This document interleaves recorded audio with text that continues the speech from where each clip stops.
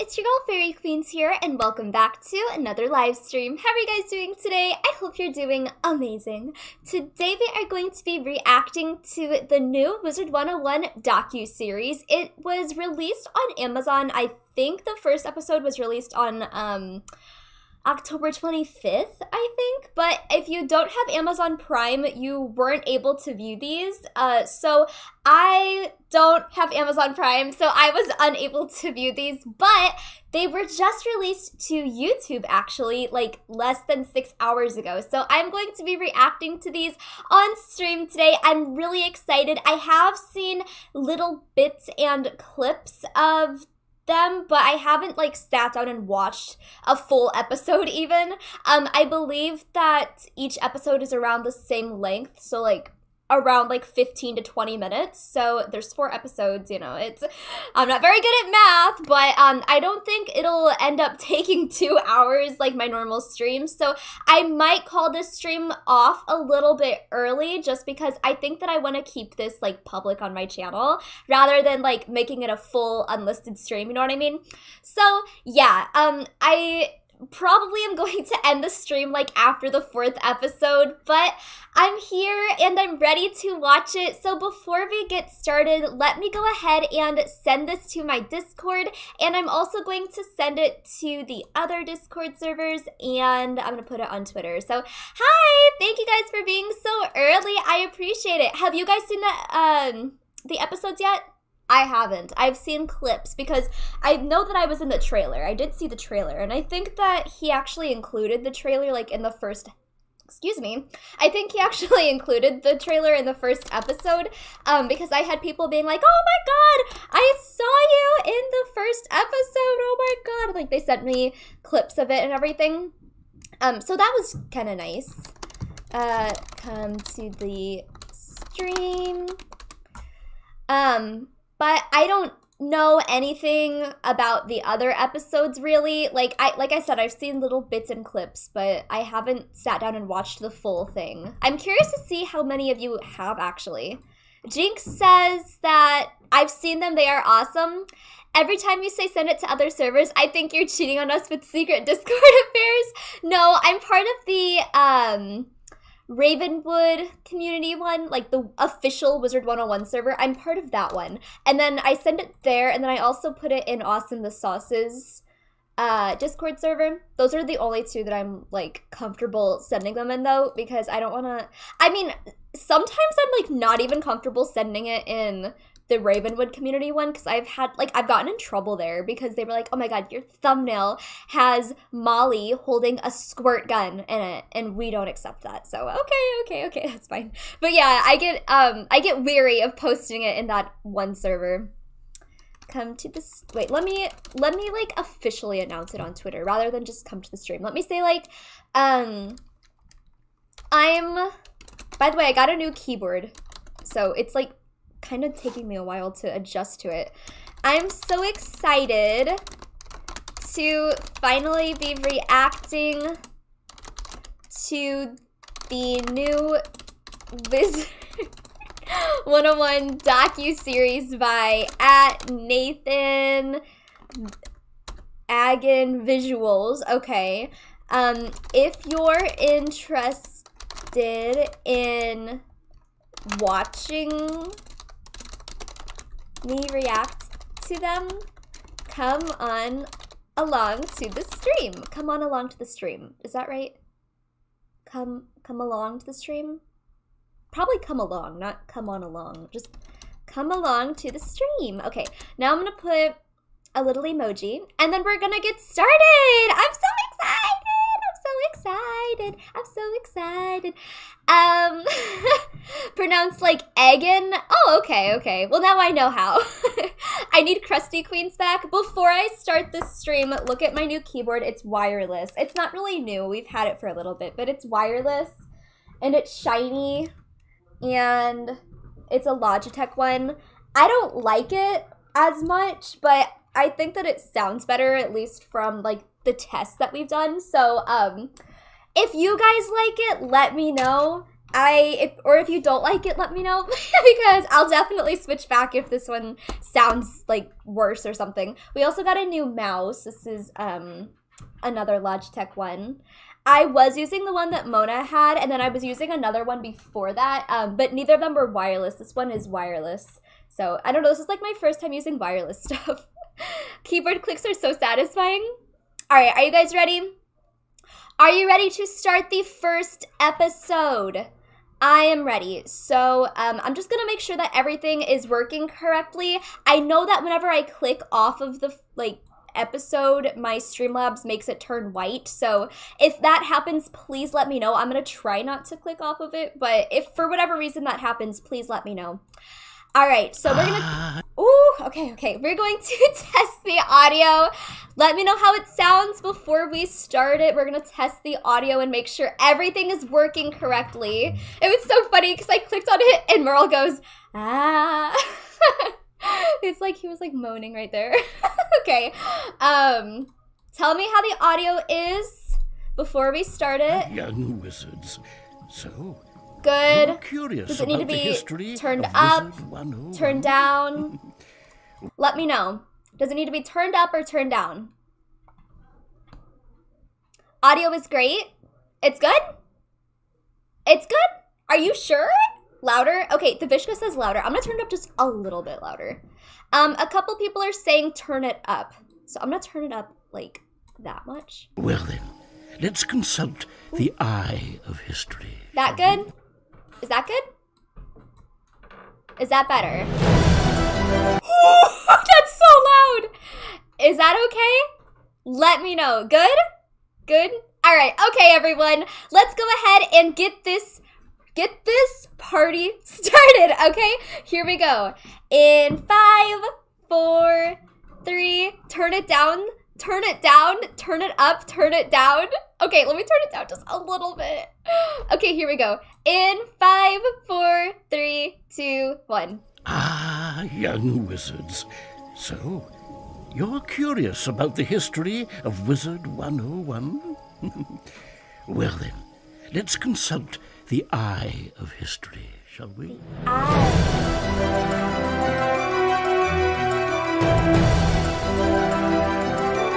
That's so good! The motion tracking!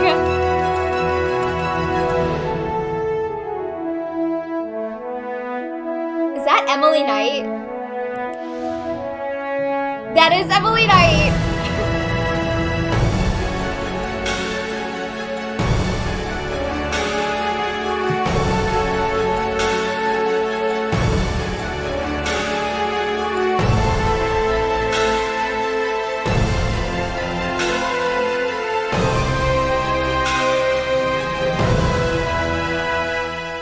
Long live the spiral! Ah! Was that the original voice actor? And if so, how did you get him?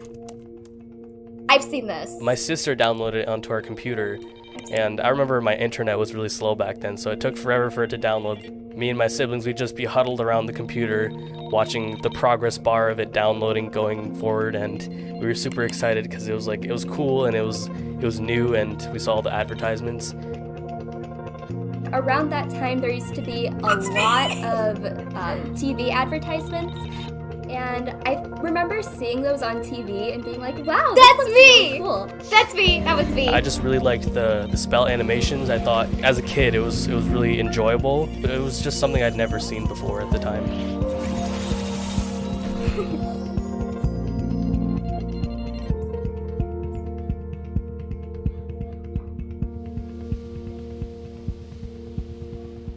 My name is J. Todd Coleman. I am a game designer. The biggest game I've ever worked on is Wizard101. That was actually a creation originally started by myself and Joseph Hall, who was my college roommate, oddly enough. And Joseph and I have been making games basically since college.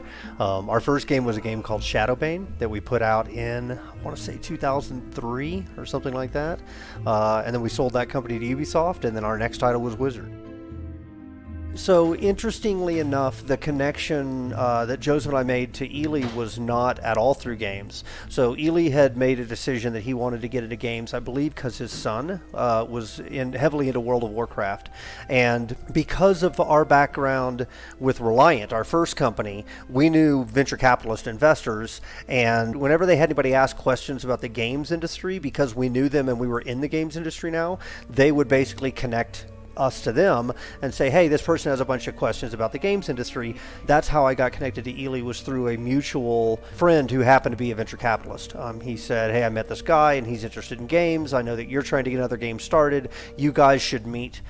So I called him and Ely picked up and he said, well, when are you going to be in Dallas next? And I said, well, I'm probably going to come back in about 3 or 4 weeks, or I could be there in 20 minutes. And I have all my information here, like I had everything with me. And he said, well, why don't you come and we'll have lunch and we'll talk about our plans. So Ely's plan that he told me at that lunch was he wanted to create a very different type of game company. And he had been talking to a number of people, not just me, about what their pitch would be. And all of the pitches that he was hearing were very like first-person shooter, heavy violence. And so, he asked me, well, what kind of game are you pitching? And it was pretty funny because I pull out my little sketch pad that has all these early pictures of wizards and flying pigs and things like that. And I'm like, well, this is the game that Joseph and I want to make. It's called Wizard101. Very quickly after that, he said, I like you guys and I like your pitch. I want to say that was at an end of October, early November of like 2004. Having just come off of Shadowbane and just sold a company to Ubisoft, it was not a giant win for us, right? It wasn't like retirement money, but it did give us a little bit of time to kind of lick our wounds and figure out what we're going to do next. And so we were spending a lot of our time, like literally watching television and stuff. And I remember watching episodes of Yu-Gi-Oh! And thinking that the battle system that they did with the card game was really cool. And I was going back and rereading a bunch of old fantasy that I hadn't read in years. And so it was kind of a conglomeration of, part Harry Potter, that was obviously part of it. I think Joseph actually brought a big chunk of that. Part Narnia, because that was my favorite series growing up. And then a big chunk of it was this kind of Yu-Gi-Oh! Battle arena thing. And so we kind of mixed those things together and said, okay, well, what if we had a wizard school where the spells were actually these very cinematic things, kind of like Yu-Gi-Oh! And then the actual, to make it very not Harry Potter, the actual universe itself is made up of talking animals. That was kind of the 3 elements that we pulled together initially, and once we started to kind of jam on it and pull it together, it just all worked. Like it all just kind of snapped together in a really nice way. You don't always get that in creative projects, right? A lot of times you're like, ooh, I think this and this will go together, and you try and crush them together and they just don't work. In the case of Wizard, all 3 of the things, the talking animals, the spell cards, and the wizard school, they just jived. They just worked really well. We were also playing a game called Toontown at the time.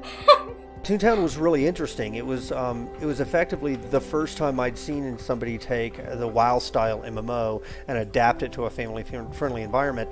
And then they also had turn-based combat, which was really fascinating, right? So that was when we actually saw that working, that combined with this Yu-Gi-Oh! Idea or Pokemon idea of being able to summon things, that was really, really compelling to us.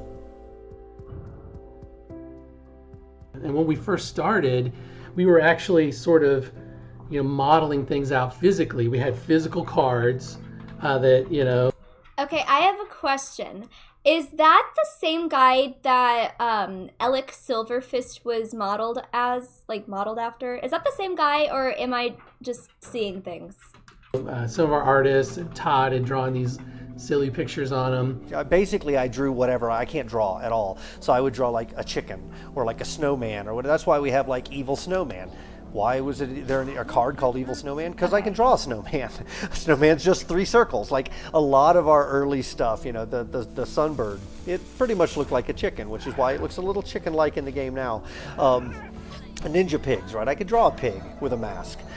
So a lot of the original ideas came out of that. And then we had Legos, and we were using those to sort of visualize what we were doing. And we were in this tiny little office, and we were just sort of researching, software engines. I mean, we knew we were making an MMO, so it had to be able to hold the weight of a lot of people The other thing that we needed to make sure is that the game would run on very low-end systems. Since we knew we were targeting a younger audience, kids sort of would get the hand-me-down computers. So after the initial cards, we did a very quick 2D prototype of combat. That is just this little 2D client, and you had little 2D pictures of your guy, and you had your cards, and you could click on, different people, and it was just a list. There was no combat circle, there were no cinematic. It was just, here's your cards, here's what they do, and you click on the guy, And so we started with that. And once we started realizing, oh, this is a problem, or this was cool, and this is fun, we had a vision that sort of proved it out a little bit about what would work and what wouldn't. Then we started planning more broadly, and from there we tried to visualize our cinematic combat. Everything was focused on that. Basic MMO stuff had been done before, so we didn't need to reinvent the wheel. Quests are quests, and you move from A to B or whatever. That stuff's been done. But this cinematic combat was different. I remember making these huge flow charts that took up huge sections of the wall when you printed them out, and we'd tape them up, and we'd follow. It was all these flow charts about different phases and what would happen and when you did this and how long it was. So the Wizard101 team compared to a normal MMO team was absolutely tiny. I mean, for the majority of development, we were under 30 people. I want to say about 25 people. So it led to, because we were such a small, kind of scrappy team, it led to some really interesting things that you can see, like in Wizard, every piece of art was reused multiple times. Like, we would not let any piece of art go to waste. So we would create a creature like, okay, here's a gobbler. All right, we're going to shrink him down. We're going to make a pet gobbler. We're going to also make a mount version of a gobbler. We're going to use them in the environment. They're going to be sitting on the buildings. They're going to be eating stuff. We're going to take the concept art. We're going to actually use it as posters that you can hang in your house. We're going to take little doodle versions of them, put them on the UI. Like, every piece of the buffalo must be used. We didn't have the kind of money of a World of Warcraft, right? So we had to be judicious on how we did everything we did. Todd had a very clear idea about what he wanted, and I thought that was really interesting, especially like it had some sort of real world cultural, not just inspiration, but so like in Crocotopia, those buildings are real buildings, real structures, and so I always thought it was interesting that the kids might see these buildings in Wizard and then see them later in school or something, and remember that's where they saw it first was in. That happened with me. Literally, I told you guys this, but I would literally compare my real life experiences and things that I would encounter. I would compare that to Wizard101 because I would make a mental note of it in Wizard101 and oh my god, I am so proud of them. This documentary already is opening my eyes to what they were seeing whenever they were making the game, and I feel like I have a new appreciation for them, and I think that you guys should too, because everyone hates on the devs and everything, but we need to calm down because they have done so amazing. It's just opening my eyes. Wizard. When we first started working on the idea for the various worlds, right, we had Wizard City and we had Dragonspire were the very first two worlds that we actually mapped out. So we had the bookends of the initial story, and then we filled in the in-between gaps, right? And I'm not even sure I can remember where Crocotopia necessarily came from other than my love of Indiana Jones. Marleybone was very clearly a combination of Sherlock Holmes, which my mother read to me when I was a kid, and Muppet Christmas Carol, because the Muppet Christmas Carol is just awesome. It's just so hilarious. I love the juxtaposition of animals wearing those particular period costumes that just made it really, really hilarious. And then Mushu was really a lark. I think that Mushu was probably a combination of different elements. Monkey King being one, maybe some Avatar influence in there as well. But that was the original set, right? That was the original 5 worlds. And really, we had some ideas beyond that, but we didn't flesh them out a whole lot. It was more just, all right, what do we, we need to get these 5 done. And then James Nance, actually, the lead designer, pitched Grizzleheim as a kind of a side world. And so that was the first time that we went kind of off, with an offshoot that was not purely linear in the experience, where you could choose to do it or not. There was concerns about the combat pacing that were brought up in Alpha. Wizard was based off of traditional card games, but since you were limited to 1 card play per turn, it was difficult to get combos going without stealing your overall ramp in power. And so the big change was adding 0-pip spells and then creating these sort of hanging effects that you could trigger off of. And then what that meant is that each round the player had more compelling choices and decisions to make from round to round than what they had before. Because before, if everything was 1 pip and you were trying to get to your 3-pip card, you had to pass twice, which really isn't, terribly compelling or exciting choice. But in this case, you could put a blade or a trap, or, you could heal, or even, give yourself another pip or something to kind of accelerate things.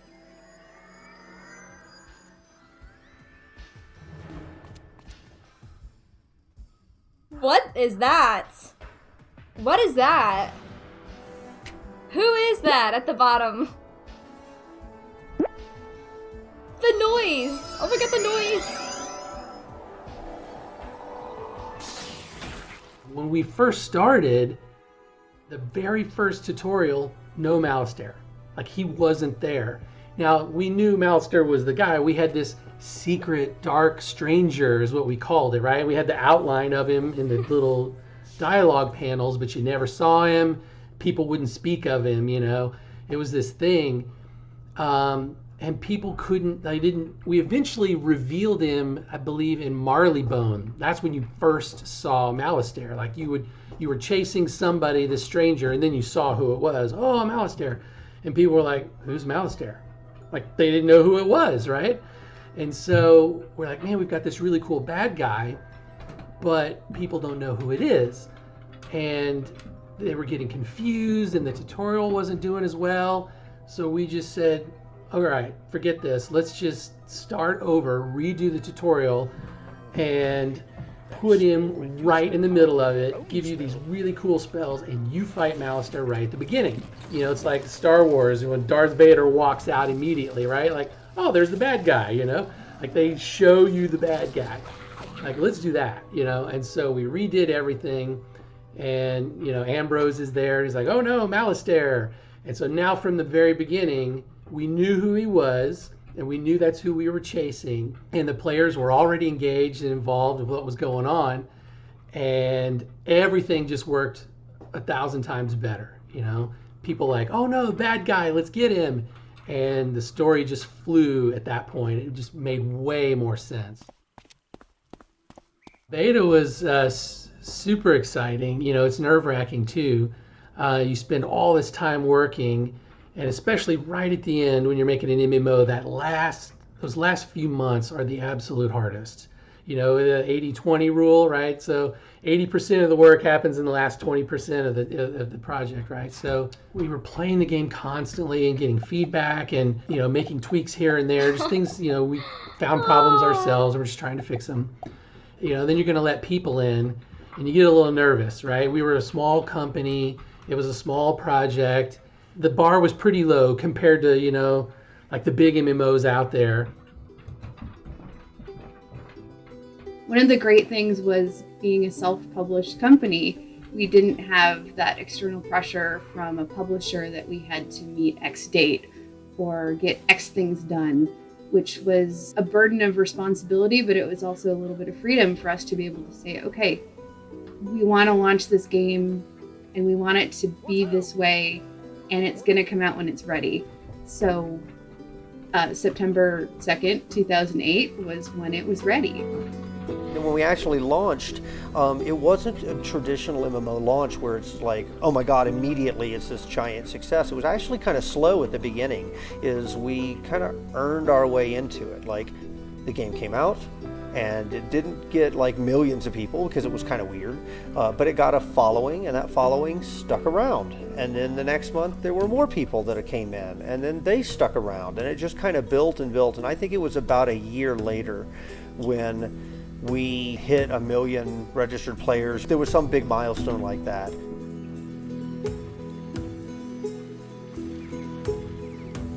It struck us, oh wait a second, there may be something really big here.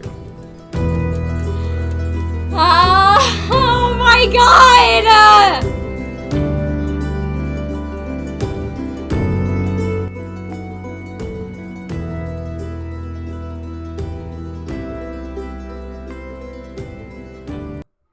That gave me chills, dude! That gave me chills! Oh my god, that literally gave me chills. Okay, now we're going on to the second episode. Guys, I got goosebumps too. Okay, my thoughts on the first one.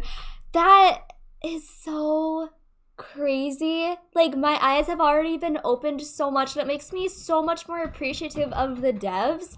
And I think that you guys should be too. Like, oh my god, this is crazy. It's crazy because, well, it's crazy because they didn't, according to this, they didn't have, like, a whole bunch of money to invest into this game. And, like, just the fact that they were able to make something so amazing off of, like, what little money they did have, it's crazy. Like, this game was literally my childhood. It still is something that I play literally every single day. So I'm so proud of them. All right, we're going to go on to episode 2 now. Here we go.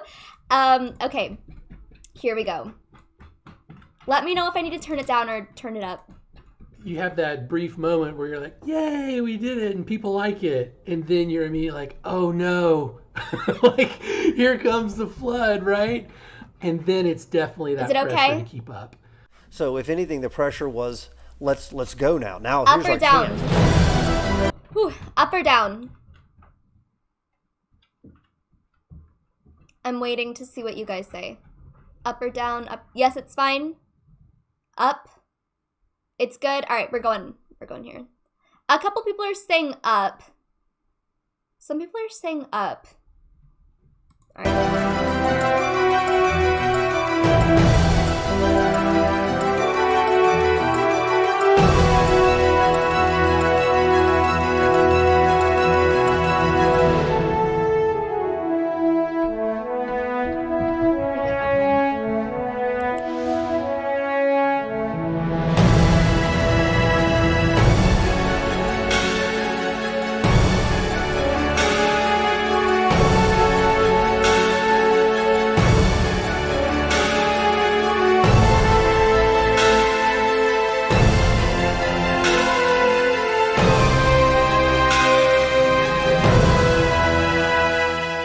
Long live the spiral. The chills. I remember we had, started planning our schedule. Like, okay, come up with the schedule of what you want to get done for the year. I'm like, okay, so we planned it all out, and here's what we're going to get done this next year. And they went, okay, I want you to get all that done in 3 months.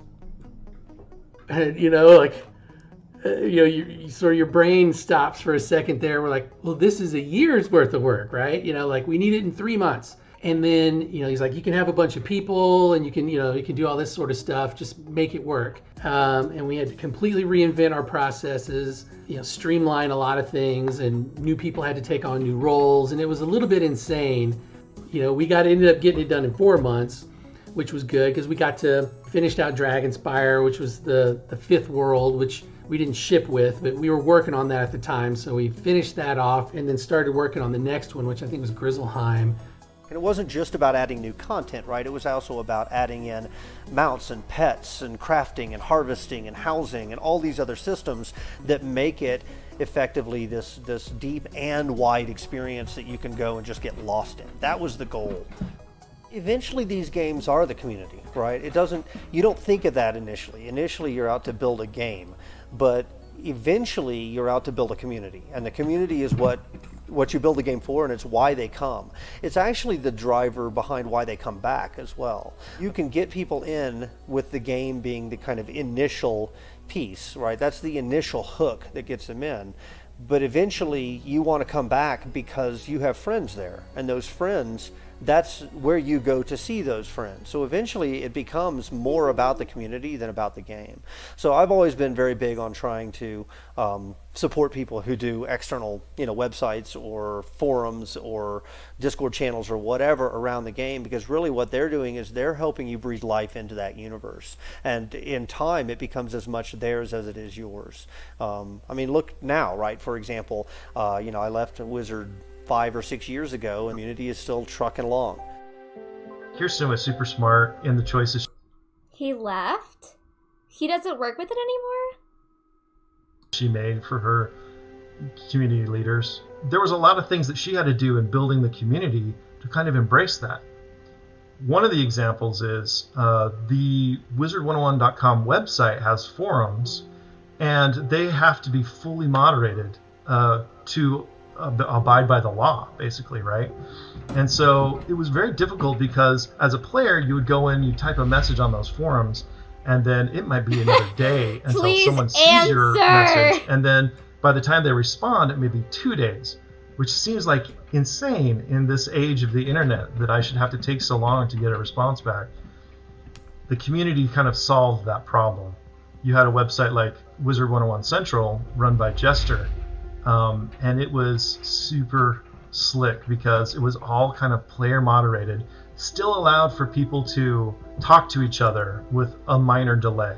And so that was kind of what we filled. And I think that if there wasn't that fan site aspect of it, then some of those communication delays might have killed the community side of it. And you got to realize, it was a young internet 12 years ago. I mean, Wizard101 had a MySpace page, of all things, and then Facebook was young. No one was using Twitter. YouTube was pretty young. The forums is a software that started way, way back. Some people watching this probably before they were even born, in the very beginning days of the internet, and it was very, very useful, and it still is very useful. We have still forums for our games, and they are great for certain situations, but it's increasingly been apparent in the last couple of years that much of our community, for example, is on Twitter. And so we are focusing where the community goes. And we have been not only just posting more on our social media channels, which gives a faster, easier read for everyone who wants to know what's going on, what we're promoting and talking about, what we're sharing with the community, and what we're sharing from the community as well. So it's very easy to retweet something on Twitter, and you can't quite do that as easily in a more static forum. So you've been using more mainly for that because it's just easier to give a quick update to the community on all things. This community is mature now. It's not new. The foundation is already there, if you will, and all we need to do is just build upon that, and that provides, with that foundation, the official fan sites, that sort of thing, the live streamers that everybody kind of relies on. It provides a fun way to connect and to share more of what's coming up for the game, especially this fall with a lot of the cool stuff that's coming out for the New World of Caramel that we just teased a little over a month ago. And so it's just fun to interact with them on that level and give them as much exclusives and sneak peeks as we can. As the artists that began on this project got better and better and sharpened their skills, they were like, man, I would really like to revisit the front end of the game and show what I can really do now. When I actually started in early 2017, I was like, well, what do we plan to do for the 10th anniversary? It was a lot of conversations. We definitely made sure that we needed to have a classic mode because we were very delicate about the nostalgia and what Wizard means to our players and our employees. God. So it was a long discussion and a lot of planning and a lot of steps. The engine that we use, we don't have the ability to have dynamic lighting. So a lot of the textures are kind of hand painted. And so the highlights and the shadows are hand painted on the textures. And that's a pretty old school way of doing things now.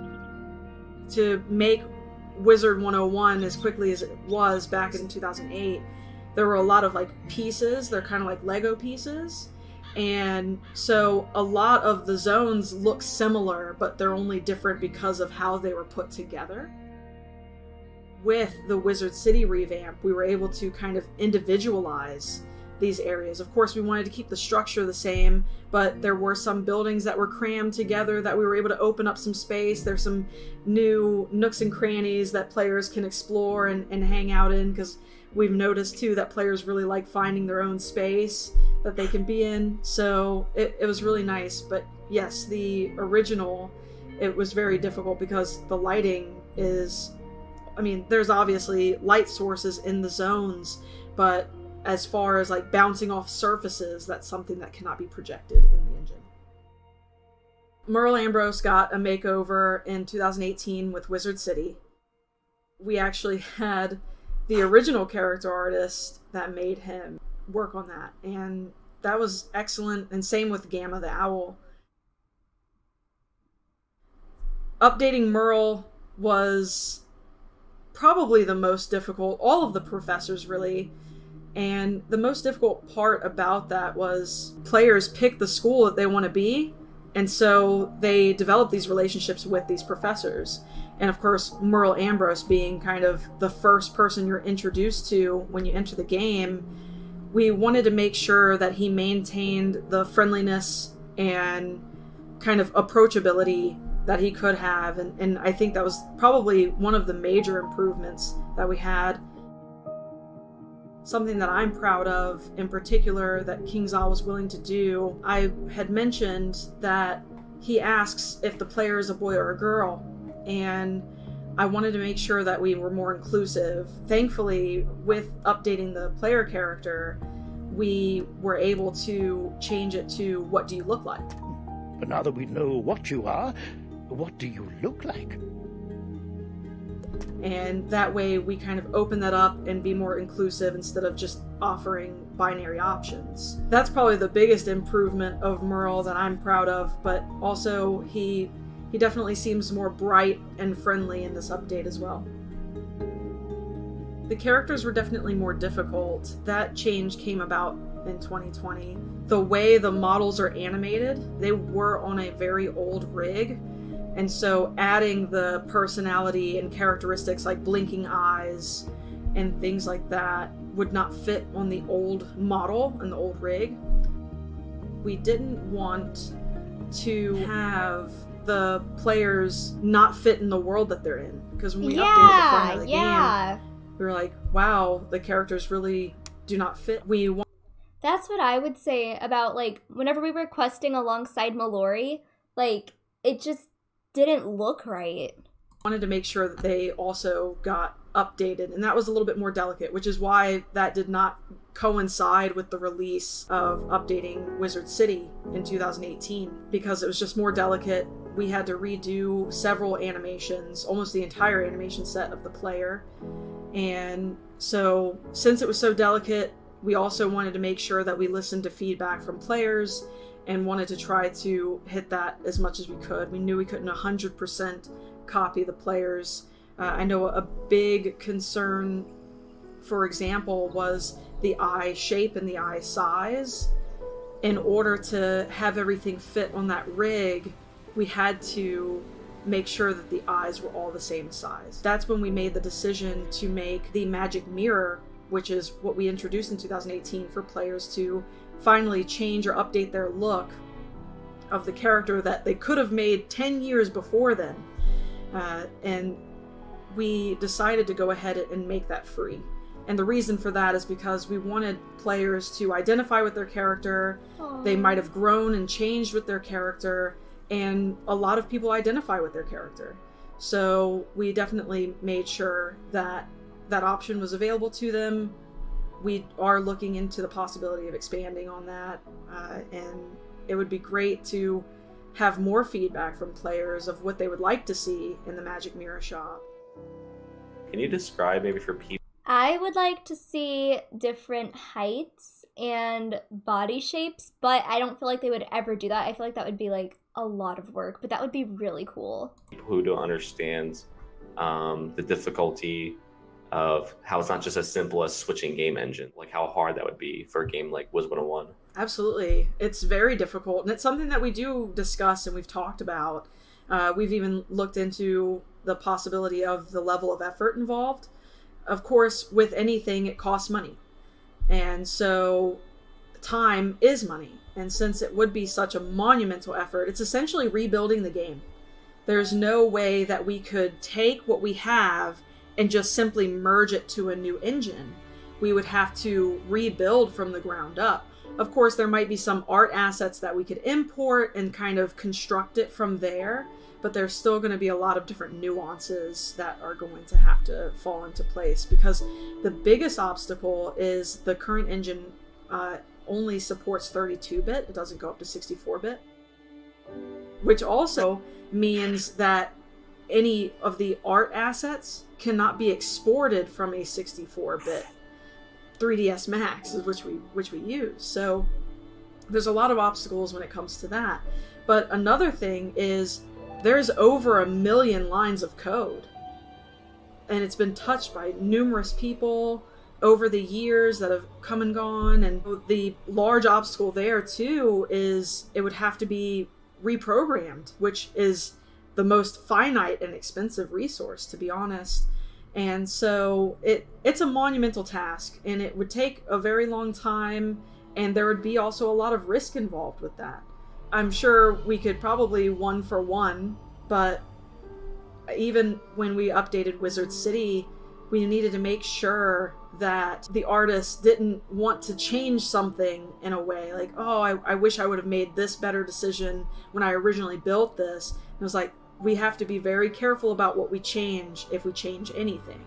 Our idea was always just a fresh coat of paint. Of course, there are changes to the first-time user experience that we've added fog and Unicorn Way and different cinematic elements that we just didn't have access to in the beginning. By Jove, I have an order for a magical pocket harpsichord I need to fill. They are a challenge to make, but if you help me, I'll make... This game just turned 12 this month, and that's a huge milestone, but it shows just how long this game has been around. So I don't think people fully understand the challenges of working on a game that's that old. I mean, we don't have dynamic lighting in Wizard101, so every shadow you see in the game is hand-painted. Obvious one, that employees at KingsIsle don't listen to feedback. That's completely untrue. I know myself and a lot of other people that I talk to within the company make an effort to read forums, to read social media, to read anything anywhere to get feedback and to give an idea of what the players are saying. And we take that seriously.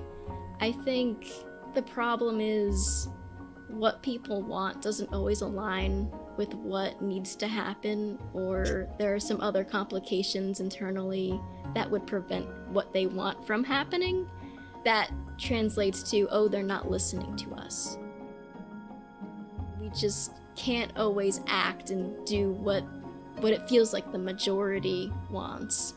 But it's so important to factor in that not everybody who plays the game is on social media. Not everybody who plays the game is the vocal population. There are some people that play and maybe don't say anything. And it's important to remember that. But we are listening, I promise.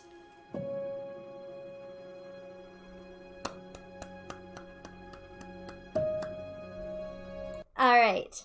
Are you guys ready to go to episode 3? I am.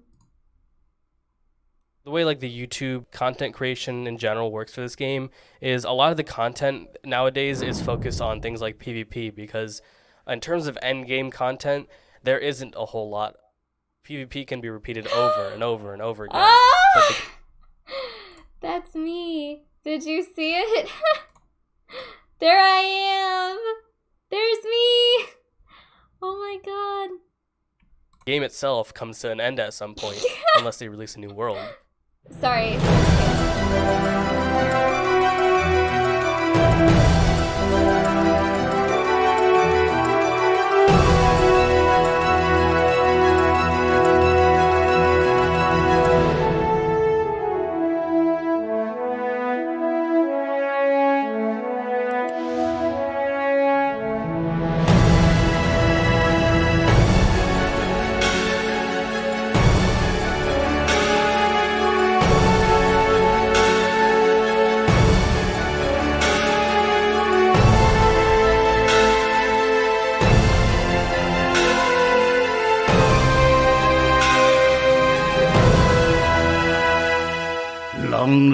of the spiral.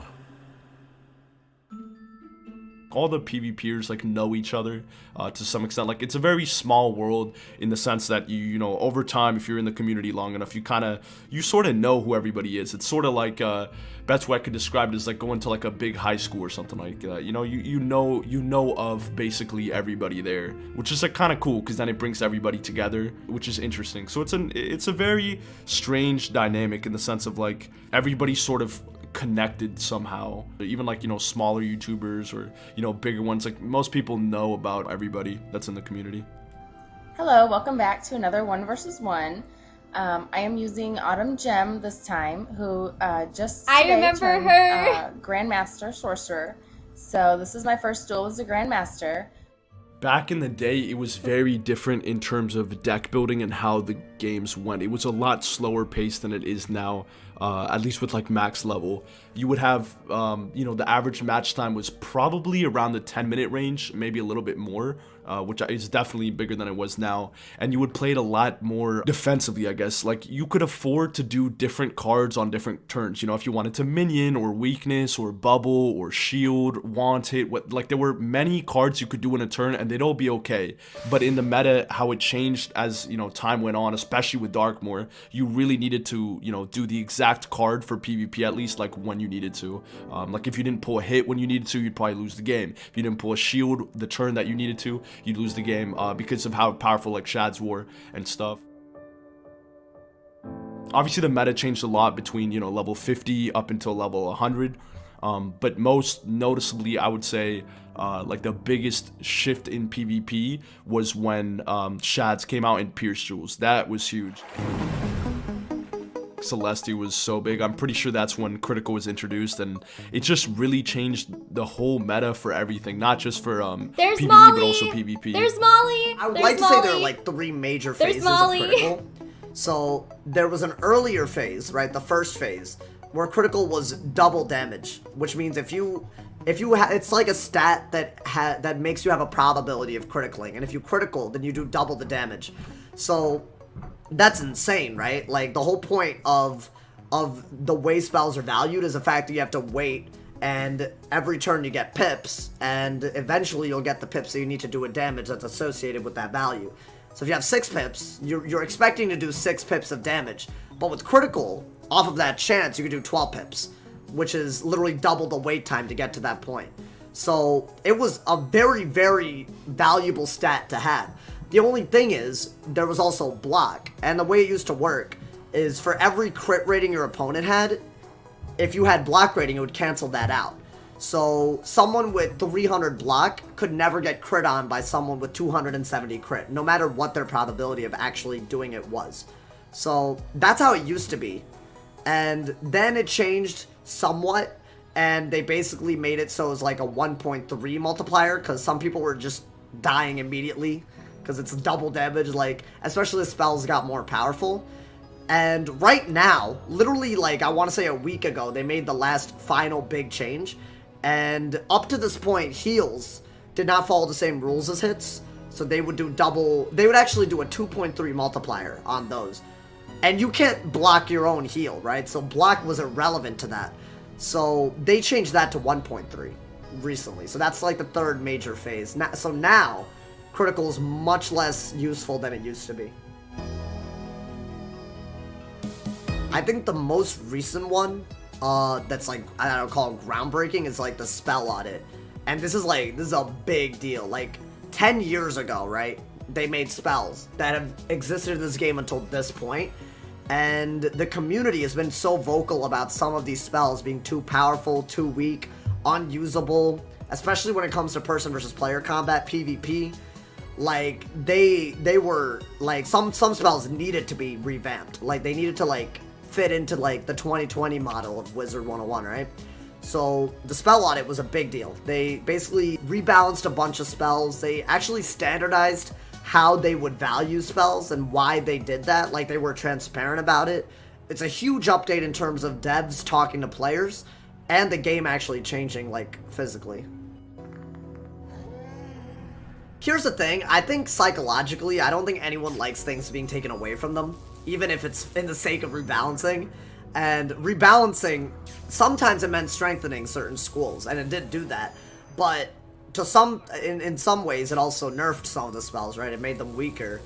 And that weakening, I think some people didn't really like. But I think now that people are used to it, I think personally that PvP anyways is better than it was. So, but that's my opinion. You know, you'll find people who disagree and agree all over the place.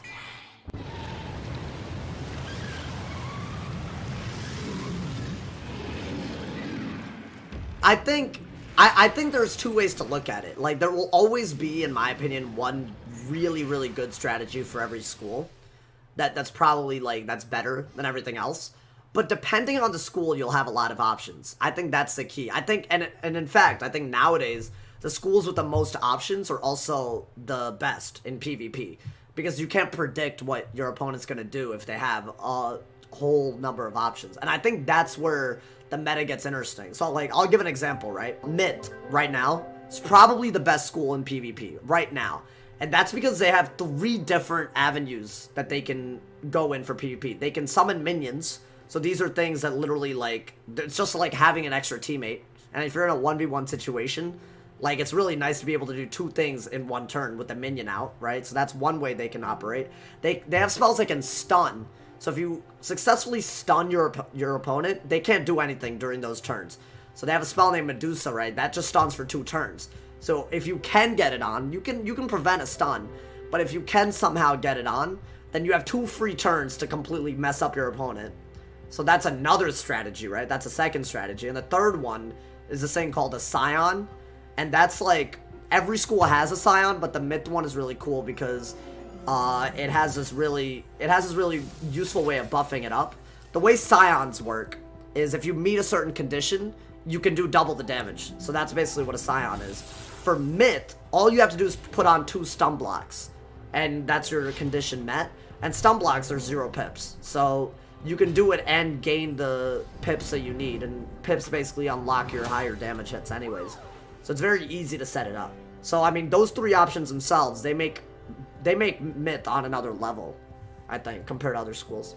It's really cool. It's the first time, in my opinion, they've ever, like, gone super creative with high-ranked spells. And it's the fact that you can literally do double the damage. So every school has a different win condition for double the damage. And it's tied to your identity as a school. So death, yeah, so death, if you're low on HP, it'll automatically do double damage. It's kind of dope. Gary Smith, the programmer, kind of responsible for all the cool things behind housing. That guy has done some really, really great stuff with Wizard101 housing that you can't find anywhere else. And the new stuff where you can basically program your house to react to its visitors. Whoa, I mean, that's kind of mind-blowing. And the fact that I can check those houses out now because they have that housing tours feature that wasn't originally in the game. I can go find the coolest houses just by, you know, going to a kiosk and getting into it. And it's mind-blowing, the stuff people have put together and the hours they've put into the creativity. It is super hard. It's like a really hidden thing that most people don't know. He sounds like he's speaking into a metal bowl. Be nice. The housing community in Wizard101 is pretty unknown because housing is definitely something that almost everyone does, but to different extents. There's like a whole level of like crazy stuff, really cool creative people, and they just utilize the system so well where it's like it doesn't even look like Wiz sometimes. Like it's just so good, like it's crazy. Back then, they only had a glitching system, so obviously originally they didn't intend for the glitches to actually go through. People just found out. I remember finding out my first like houses where people would glitch. So at the time there was no housing tours, so there was no way to visit people's homes unless they were your friends and they'll be like, hey, come over, party or something. So I remember one time I went to someone's house and they had like a really interesting like rug stacking. They get rugs, yeah, and they stack them to like infinity to the edge of the map or whatever. And I thought that was like, that's so cool. Like, how did they do that? They got like these rugs and then also like the envelopes and like small little rugs, the long blue trim rug, like all that stuff. So that that was like the beginning, like the pioneer stage. And I really wanted to get into that. I was like, how do you do that?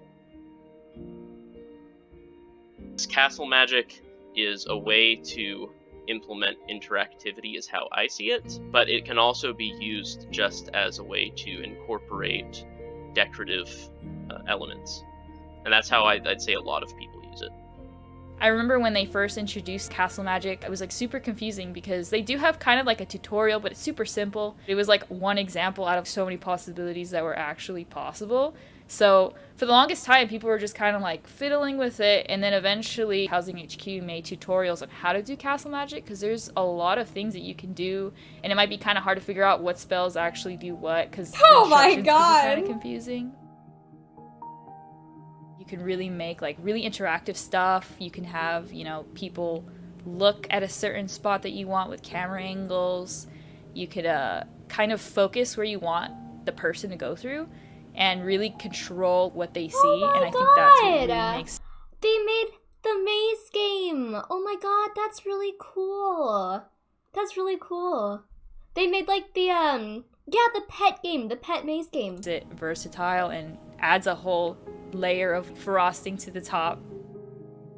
One of the biggest problems with the old glitching technique is that it was really hard to get things exactly the way you wanted, because even with the utility of the glitch, sometimes it would be really hard to position things like right on the dot that you want, like let's say like a perfect circle or something. It was kind of impossible, like you'd have to just eyeball it. But right now, as I said, since they just implemented the advanced... I used to watch Heather the Wizard whenever advanced movement wasn't a thing, and I loved her housing tutorials. I loved them. Move it, and even more recently, they implemented a 360 rotation movement. So now they have like coordinates, so you can set something like, oh, I want this exactly 66 degrees. They implemented also, on top of the advanced movement, they have like another separate HUD, and you can look at XYZ coordinates as well. So you can be like, oh, I want this at like -22Z, 1000Y, and like whatever. And you can legit do like math to make it like exactly in the right spot. And it's so crazy because I've seen a lot of the really recent creations from people, since there was recently a really fun community contest with like housing. You can tell they really utilized those tools because the symmetry of a lot of their projects is just like amazing, and I don't know how they could do that just eyeballing it. So I'm pretty sure, like, you know, the precision of it just makes it that much better. In a way, I would say it was not necessarily more impressive back then, but definitely they didn't give you the tools, you know, to make it easier now. It's still impressive for sure, but back then, like, if you saw something off the grid and like in positions where the game doesn't allow you on its own, it was super like, wait, how'd they do that? Yeah, I definitely a lot that. easier, but that is the main thing that I noticed, is just the technique is completely different.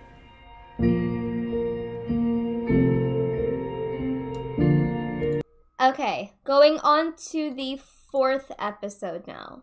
You guys ready? Who even is Heather? Heather the Wizard. I think she streams on Twitch now, and her name is Heather and Val on Twitch. Yeah, she was extremely Wiz famous. She was like really Wiz famous. Like she was like one of the top ones in like 2014, maybe 2013. Yeah, but I don't think she like does YouTube anymore. So, like, there's been a gigantic lack of transparency between the devs and the players for the most of the game. Like, for the length of the game's life, I'd say 80% of it, very little communication. And nowadays, I feel like they're much more accountable. Like, they have social media, I think that's a big deal. They show up to streamers' chats sometimes. Regular players are also a big part of it. Like, I think on social media, they respond to a lot of people. They are much more like the spell audit thing. They actually like put out a document detailing the rules that the spells follow. Like, you would never think that was going to be a thing, but these are like, you would understand why the spells are doing what they do, and you would even understand, they even gave an explanation of why they audited. Like, these kind of things just didn't exist years or even just a few months ago, you know? I feel like the game's in kind of it's going in a good direction right now. They just need to keep up what they're doing, and I feel like the game has a really nice, tightly knit community around it, and like a closed player base that's like really loyal to the game. The players that are currently playing it are probably going to be playing it for a long time. The players that are playing it right now have been playing for a long time, and I think they will still keep on playing it for a long time. I viewed this house, by the way. If you haven't seen my video of this, you should definitely check it out. It's called Wizard101 Castle Showcase Poseidon's Paradise. You should watch it. Just those memories of just logging on after school and just being excited to talk to your friends because you know they're going to be online, and just kind of like chat and have a good time and being like, hey, let's have a party, stuff like that. I don't know. That was super, super fun for me back then. When I think back, my favorite memory was just during the summers. I remember I'd be in my bedroom on my laptop, like after everyone's gone to sleep. I would just be like on a nice summer night, like having the fan on and like hearing crickets chirping and things like that. Just questing through, you know, whatever world it was. Winter Tusk, which is one of my personal favorite worlds. Just questing through there on like a summer night after a long school year and things like that. Just relaxing, staying up a little bit late at night, playing a little bit of Wizard101. Definitely one of the biggest memories that stands out to me is back when, you know, I was playing when the game like first came out. I was probably 10, 11 years old, and I remember it was the first time I'd gone a wizard up in Dragonspire, and I had finally got to the quest. Like I'd been questing with my IRL friend, and I remember I was on like the Master quest, and like we're like, okay, we're gonna wait to do it this weekend and have a sleepover, and I ended up like going to his house, and like I think I stayed up past 2 a.m. or something like that. It was just like crazy. Like we just did Master. I remember it was like really hard. We kept dying and stuff, but the whole dungeon was like so cool, and like the storyline, I was really into it at the time, and just being like, you know, a 10, 11-year-old, it was like a really cool experience. And I remember That is so sweet. He had a sleepover to play Wiz. Oh my god, that is so sweet. Oh my god. That makes me like want to cry. That is so sweet and innocent. like I'll probably never forget that weekend, like just finishing Dragonspire and beating Master, you know, for the first time. That was really, really cool. That's definitely one of my favorite memories from the game. One of my favorite memories, there's this really rare drop that I got, and it's called the Amulet of Divine Influence. It's a super, super rare drop. And I remember when I got it, I was in college by now, right? This is like much later on. I think I was like a freshman in college. I like screamed at the top of my lungs when I got it, and like everyone in the dorm, like they thought that something was wrong or something. Honestly, speaking of the dorm, another thing that I think is kind of funny. I had a roommate as a freshman, and we needed to communicate about when I was recording and when I wasn't. Like, if I was streaming, right, if I was live, then it didn't matter. You know, he was, like, totally chill with just walking in and out. But if I was, like, recording, which normally takes, like, 20 minutes or something, right, sometimes I just need that space. You know, I just need the room for those 20 minutes. So I used to put a sock on the door, like an idiot, because I thought that would be a good... So, the first few days, as a freshman, when I was recording and being loud as hell, much louder than I am nowadays, by the way, when I'm recording, like, loud, people used to come out trying to see what the hell was happening, and they saw the sock on the door, and then I had a reputation for the first few weeks that I did not need, you know, I did not need. I don't remember the exact year. I want to say, like, maybe 2012, maybe 2013. I guess that would have made me, like, 12, and it would have made him 14, because he's 2 years older than me. So we met on the game, and at the time, he was living in West Virginia, and I was living here in Missouri, where I still live. And we were just friends at the time, but we were always playing with each other, and we exchanged Skype and everything like that. So we would do Skype and play the game. And we got really, really, really close. Hey! And we dated on and off. 2017, we were like officially dating, and he was like on FaceTime with me one day and saying, hey, I feel like we should like meet in person, just like make this official. And I was like, oh my god, I'm scared. Like, I don't know if I'm ready for that. That was like my first time meeting an online friend. He bought a plane ticket and flew out here. It was my senior year. It was during the weekend, and stayed at my house. And my parents were like kind of weirded out that there was this random guy at my house, but like they knew who he was because I mean I'd known him for several years. And that's whenever we made our like dating like official. He moved down here, and now we live together. Wizard101 literally brought us together, and I think that it's almost something that I can, like, brag about now, because we made it work, and we met on a children's card game. Watching that first Oh cinematic. my god! Oh my god, that was so good! That was so good. Oh my god. That was so good. That was so good! Oh my god, that was so good. That was so good. Oh my god. You know, come to life, like, oh no, like we did it. Like, there it is, it's happening. So good. And then just having the fans, you know, appreciate and love the game as much as we did, that validation, it feels great. Like I said, I'm still talking to people today about that game that I started making 15 years ago. We're paid to make games, that's what we do, and we do that. But then when you actually enjoy the game you're working on, you could feel it in the studio that people were playing outside of work, right? They were fans of the game. You don't always get that, but when you do, you can feel it, you know? You can really feel it. And that you just feed off of it.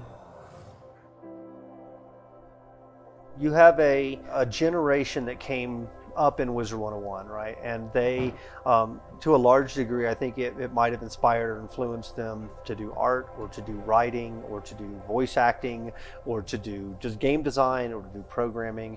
And that's actually really fulfilling. It's one of the things that's cooler about my job, is knowing now that other individuals out there who are going to embark on their own careers, that they're going to find their own creative endeavors that they want to start, that they will now throw elements of Wizard into the mix of what they build, the same way we drew from Narnia, or we drew from the Muppets, or we drew from Pokemon.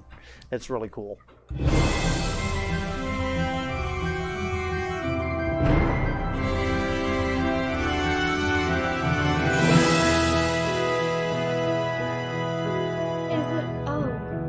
We asked fans of the game to leave a voicemail about how the game has impacted their lives.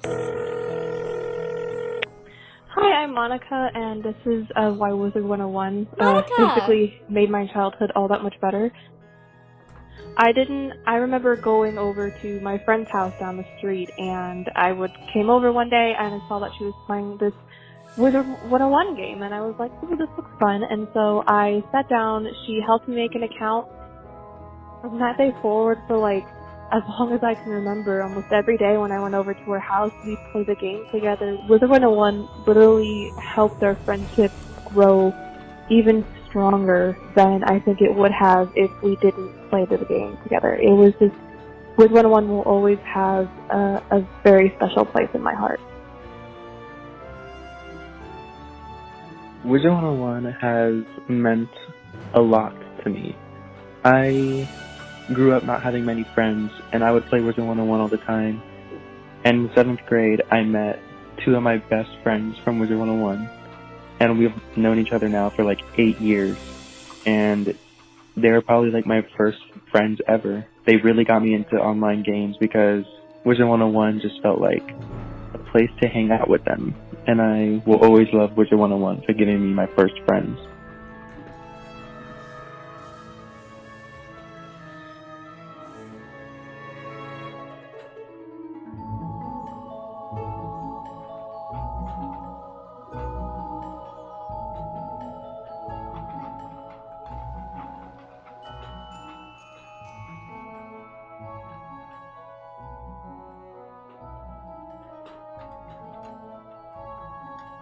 Wizard101 does have a team aspect.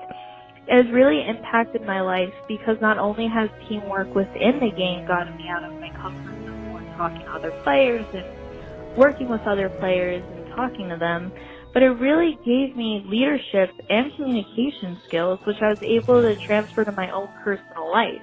And as a recent college graduate, class of 2020, I would say that those skills really helped me in college because college is all about working in teams. My favorite memory of Wiz so far in the 8 years I've been playing is definitely when I hit max on my first character, so I hit max after 7 years of playing. It was just such a momentous moment, and I wouldn't change my playing experience for the world.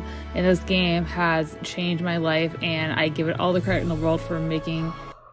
Why do I have chills right now? I know you probably can't see because I shave my arms, but literally, I have goosebumps right now. Why is it doing this to me?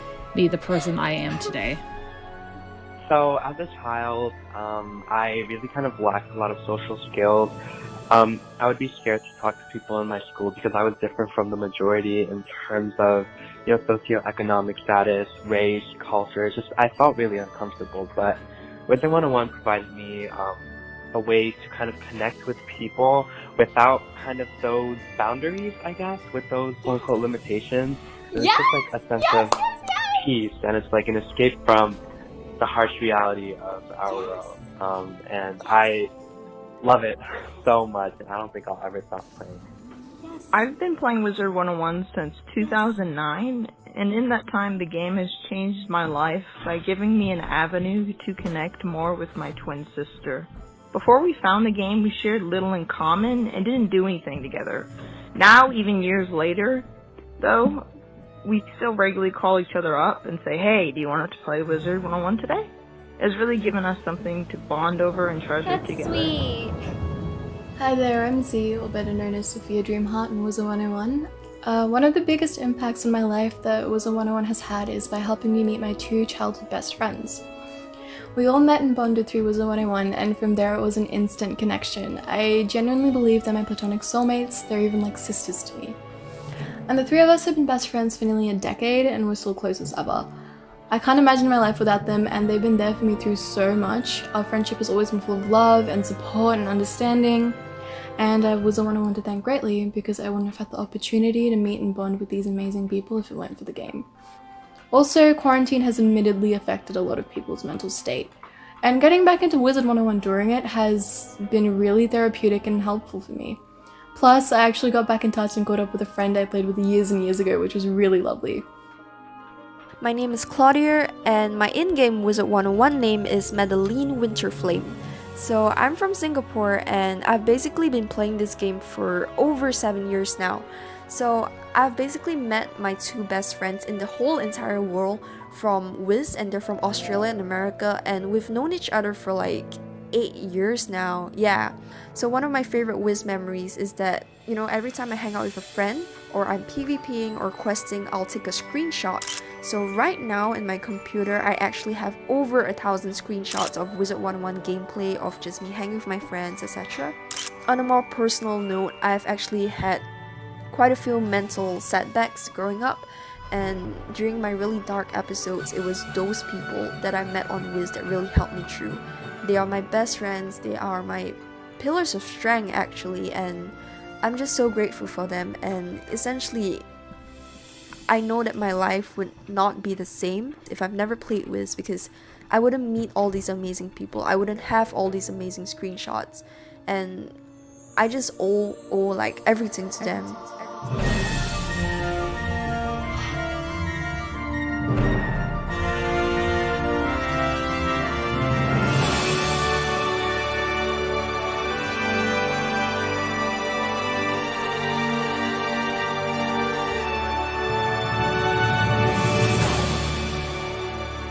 Last line. What an ending to such a bitter chapter. Thank you all for never giving up on this world. Especially you, Wizard. I love you all. Aw, shit!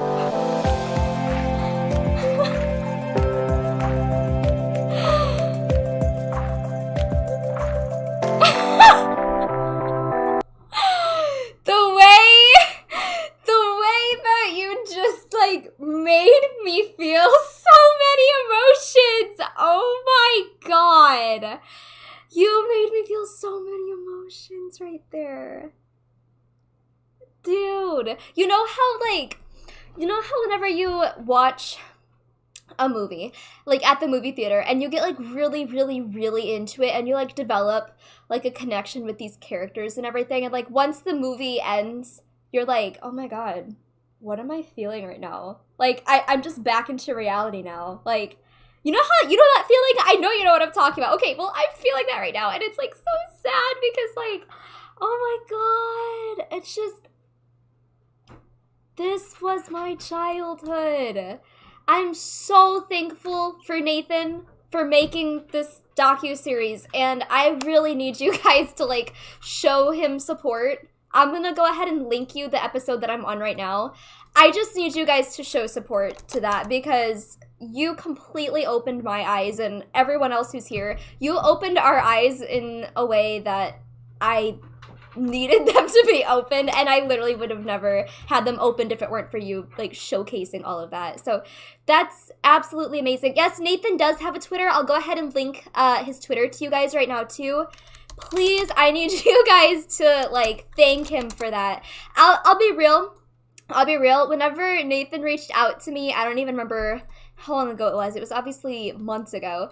Whenever Nathan reached out to me, I was a little unsure, but I was like, I'll go ahead and do it. Like, it's just an interview. Like, it's just over Wiz. But I was a little unsure because I had a company reach out to me, like, probably a couple months before his interview.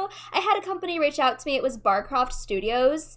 I'm going to go ahead and show you what I mean really quick on my phone because I have pictures of it. But it was called Barcroft Studios.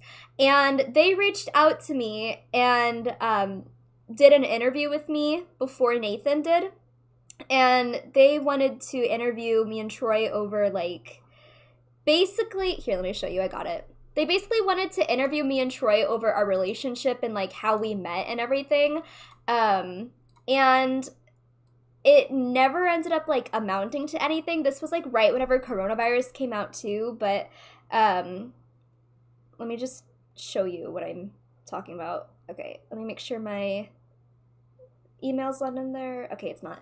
So Barcroft Studios reached out to me months ago and wanted to do a Wizard101 interview for a documentary episode.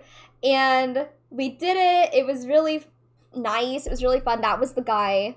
He never got back to me. I think coronavirus played a lot into this too. But we did an interview over Skype. This was, like, right when it first happened. April 8th. So, yeah, that was our interview. And it was nice. I was really excited, but it never amounted to anything. We had a ring light too. But it never amounted to anything, and I was, like, really unsure if the situation with Nathan would be the same thing. But he was like, oh, I've already interviewed Austin the Sauce too. And I was like, oh, maybe this guy's, like, legit. And it was, and it just feels surreal to me. It feels like a dream to have someone showcasing my game. It's not really my game, but, you know, it feels like my game. To have someone showcasing, like, my game in that way, it's absolutely amazing. So, Nathan, I don't know if you're still here or not. I haven't been looking at the chat really, but thank you so much for creating this. You really deserve all of the love that you should be getting.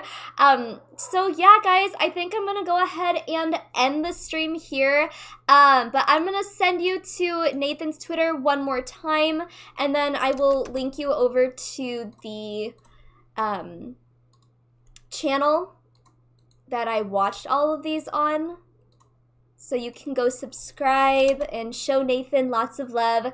Thank you guys so much for coming to the stream. I know it was short. I've kind of been considering doing, like, another, like, 45-minute stream, like, on Wiz, but I want to end this one here. So, yeah, thank you guys for coming. I will talk to you in the Discord. And yeah, that's about it. All right, bye everyone. Love you.